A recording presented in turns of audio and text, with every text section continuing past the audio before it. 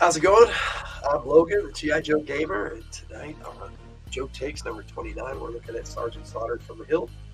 And also, we're giving a shout out to our veterans out there. Happy Veterans Day. So that's what we started with here. Now, like we always do, I start out with looking at the vintage figures. So here's the Sarge from 1986. And it's a pretty decent figure, but he's really old, so I have to make sure I get a hold of his knees. Now, this is a really neat figure, and I didn't get the original mail-away Sergeant Slaughter, and there were 4 in the vintage line, and this is the only one from the vintage line that I have. Now, this particular figure came with the Triple T tank.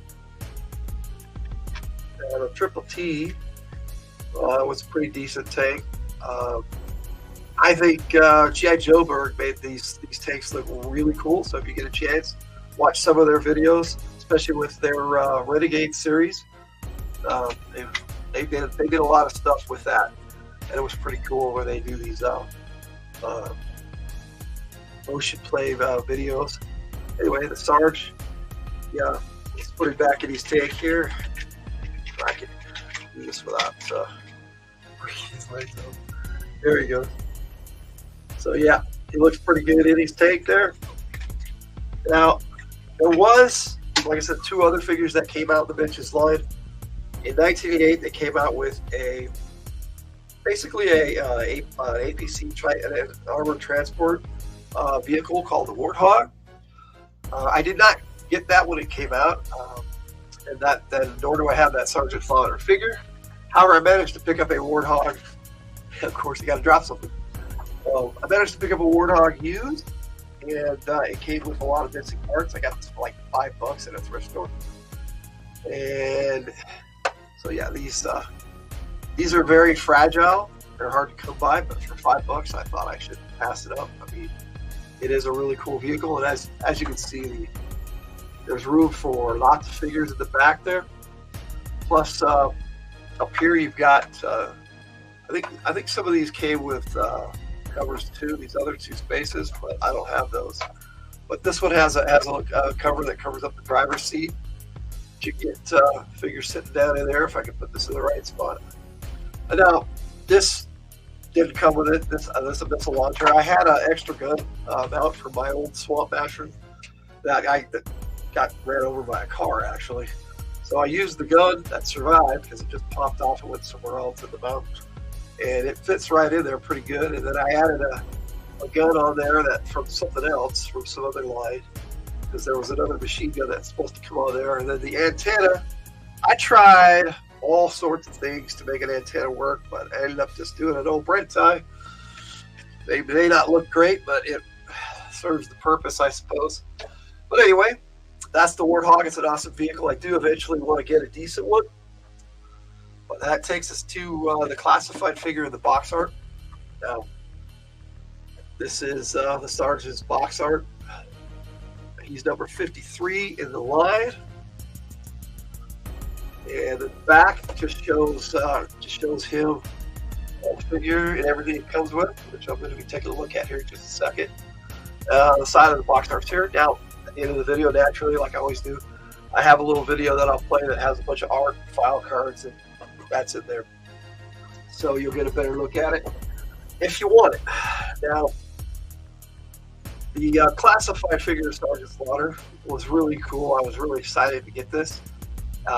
Like showed on the back of the box, he comes with a lot of different hands to swap out. Now, one of the hands that he came with, I ended up swapping out with my rock and roll, my classified rock and roll figure, because he didn't come with a gun hand. It's like, how can you not have rock and roll with a gun hand? He actually came with 2 fists, not by accident. I mean, you know, that's just how it goes. These 2, if you put them next to each other, this is a pretty good reinvention of the original. Definitely, they made it look a lot like this particular figure. Instead, not the mail away or the other ones. Now, the last one that came out in the vintage line was the Sergeant Slaughter's Marauders figure. I didn't really particularly care for the colors on that, so I never picked it up. The classified figure also came with this really cool foot locker. A lot of the newer figures come with these now. In fact, they're supposed to all come with them. What I have in here is all these accessories, and like I said, he came with all these hands. He's got another gripping wrestling hand, and he came with here's his left gun hand, so you can put a gun in his hand. Came with a fist. I'm pretty sure he's got he's got the right fist in there, but I didn't pull that one out. And I thought that was pretty cool that he comes with all these accessories. And then like he's got on the left hand there with the pointing finger, he has one for the right as well. So that's kind of neat. But then you've got he came with an AK-47, which came with the Cobra officer figure as well, which is kind of cool. They finally gave the sergeant a gun, which is neat. And it also came with a little scope. And if I remember right, let's see if we can have some fun trying to put this on the figure. But put this accessory together. But there it is. Goes up to the front, and I got to make sure I'm doing it right. So there we go. Yeah, it just snaps on near the front there, and then you've got a sight, a mini scope, or you can say that's a laser range finder, so you point right at its target and fire. That's pretty cool. He also came with the baton, which the original figure came with, but I don't have mine, the vintage figure. These things were really small and easy to lose. So it has the little hook there, so you can hook it onto something, on a belt or something. But what was really cool about this Sarge is it came with its own little mini figure, and if I had the wherewithal, I could pose the Sarge holding the Sarge, but I thought that would be a little too silly, especially on this particular episode for the Veterans Day salute. Now, before I get into the character of Sergeant Slaughter, I did have a few things I wanted to go over. Now, in that first video I played, that's my Veterans Day salute. This flag was for my Uncle John, and I had his picture in that video, and he got passed away a few years back, but not in the line of duty or anything, but he ended up passing away from cancer. But we have his flag, and we like to honor him on Veterans Day if we can. And so this is my way of doing that. Now, also today, coincidentally, Veterans Day is also my sister Margaret Higgins' birthday. So happy birthday, Margaret! Thanks for being a great sister. Now, that takes us to the character of Sergeant Slaughter, and I hope that was good enough tribute to the veterans and my sister. I definitely appreciate all you do, Margo. You do a lot for me and for the family, and I appreciate it. Now, for Sergeant Slaughter, comic book wise, he was in just a couple of comics, and that's okay. I mean, it wasn't that big a deal for Larry Hama to have Sergeant Slaughter in the comics, I guess. His few appearances were pretty cool.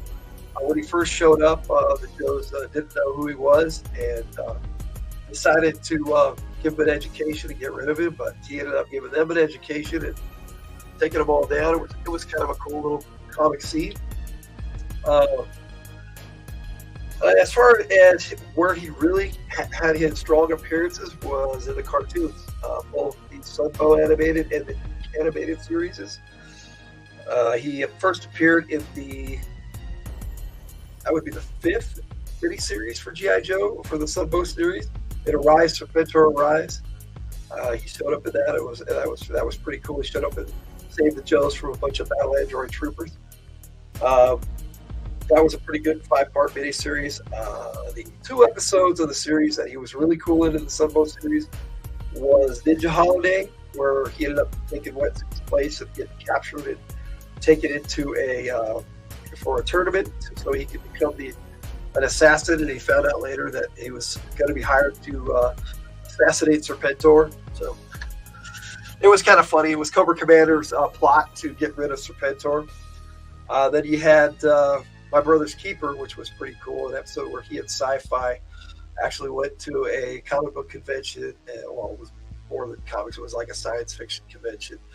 And that's what Sci-Fi's into, so he naturally picked Sci-Fi to go with him.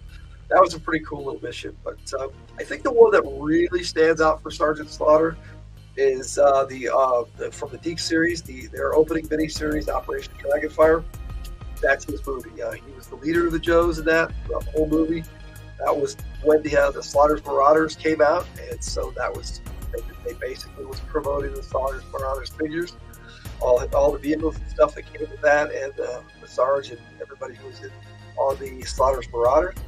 Now, he was in maybe one or two of the Deke series, and there was one where he went and visited his sister, and it was kind of neat. But as far as the cartoon's concerned, that was pretty much it. Just had very few appearances, but when right before they brought out the Deke miniseries, he hosted the TV show and did some intro clips and everything for it, and all through the whole episode. It was Sergeant Slaughter right before the Deke series, so he would actually do some of those. And I wish they would put those out on DVD or something, or Blu-ray, so that we all, us fans, could get those. Like I said, he hosted the show. You know, it was kind of cool playing each of the episodes. I don't know how many of those he managed to get done, but I would like to see it. As far as for me, Sergeant Slaughter and his place on the Joe team, now his official rank is 7, which in the Marine Corps is a gunnery sergeant. For me, I see him as a master gunnery sergeant. So he would have been promoted when he joined the Joes. I don't know why they didn't ever promote him up to that rank, but it is what it is. You know, we're talking about a toy line here, so that's in my head canon. He's definitely the main drill instructor for G.I. Joe. I have him on a team, and not as a team leader, but he's a squad leader, naturally. And so, as far as I'm concerned, he's got to be he's an action-orientated guy, and so he's got to be right there on the front line with these Joes. But he takes them back to headquarters, and he trains them. So he's your man. He's your go-to man. And Sergeant Slaughter, to me, my mom, Anna Hildt, she said that when her and her friend used to go see wrestling live years and years ago, before he really got famous, she had met him and said he was a perfect gentleman, and that's kind of stuck with me my whole life. And so I've always had some respect for the Sarge. Now, not so much when he first joined the G.I. Joe team in the cartoon. I was kind of like, wow, who's this guy, you know? And I was already into the comic books by that point. And, you know, Snake Eyes was your toughest Joe, you know? And speaking of Snake Eyes, so that kind of leads into that. I'll be taking a look at Snake Eyes next week, and the Odd Joe Takes 30 will be up tonight. So you'll be able to check out some of what I've got coming for you on that. Now, before I sign off on this one, the Sarge, for his promo video this week with all the art file cards and stuff, I actually have a clip from the cartoon series. I'm pretty sure it's at the end of the video. So if you haven't seen that yet, I'm gonna run it here at the end of the video and sign out. But Sergeant Slaughter, to me, he's a real American hero and fits on the G.I. Joe team. So with that all being said, I hope you enjoyed this video, and Logan out. So let's get this video played, and I'll get this music off so we don't have to worry about that. And enjoy.